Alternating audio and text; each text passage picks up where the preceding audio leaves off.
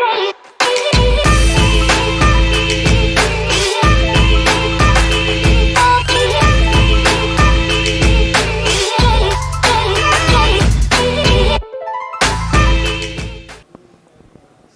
is Lewis Hart for Boxing Social in association with Empire Fight and William Hill. Delighted to be joined with Moses Itauma. Fourth professional fight this weekend after, sort of by your standards, a little bit of a layoff since April. How are you feeling going into this one? I would have liked to have been more busier, but I had injuries, I had training, so yeah, it is what it is. I'm happy that obviously I'm back out Saturday night. Do you still feel like the sort of the 8 times a year that's still achievable by the end of the year? Of course, obviously I'm signed to January, so if you think about it, really, I'm only halfway through the year, and I've had I'm gonna have half my fight, so yeah, 100%.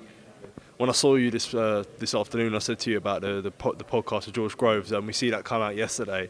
For me, saying it was a really, really good listen, and definitely gave an insight to your life that not many people have seen before. So how special was that, sort of going on the podcast, telling your story? That it won't be your last one, that's for sure. Yeah, no, Joe, it is. Francis just messaged me saying I need to go on George Groves' podcast tomorrow, and I was like, yeah, I'm there.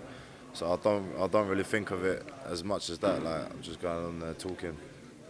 And one thing sort of we just mentioned there, you talked about like growing up in Slovakia, growing up in Luton Road and things like this. And on a personal level, when you think about the position that you're in now, where you think about what you can achieve in the game and how highly you're touted, that not just yourself but your 2 brothers, how special is it to give back to your family when almost in a way life was hard for you coming up and you sort of came up with nothing in a way?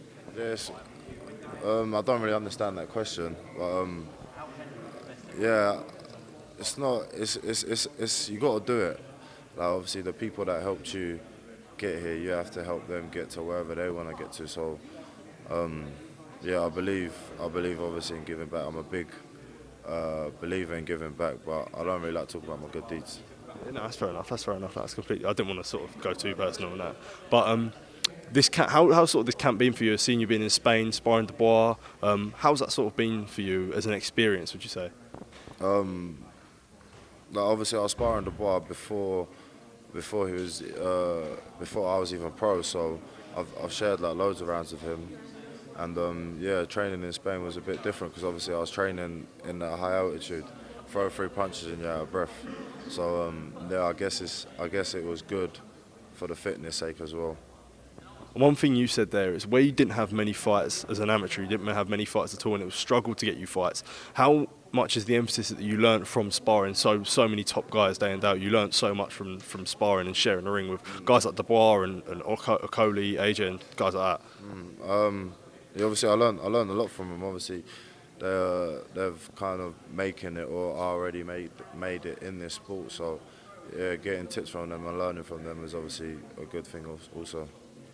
Just the last one from me. Dev mentioned it earlier on the presser, and he spoke about the guy that you just last fought stopping Matty Harris. Does it show that the opponents you're facing? I know that any opponent is dangerous, but if you don't prepare well and you're not conditioned well, that these guys are always dangerous no matter what their record may be. Yeah, I feel like obviously I haven't seen the fight, but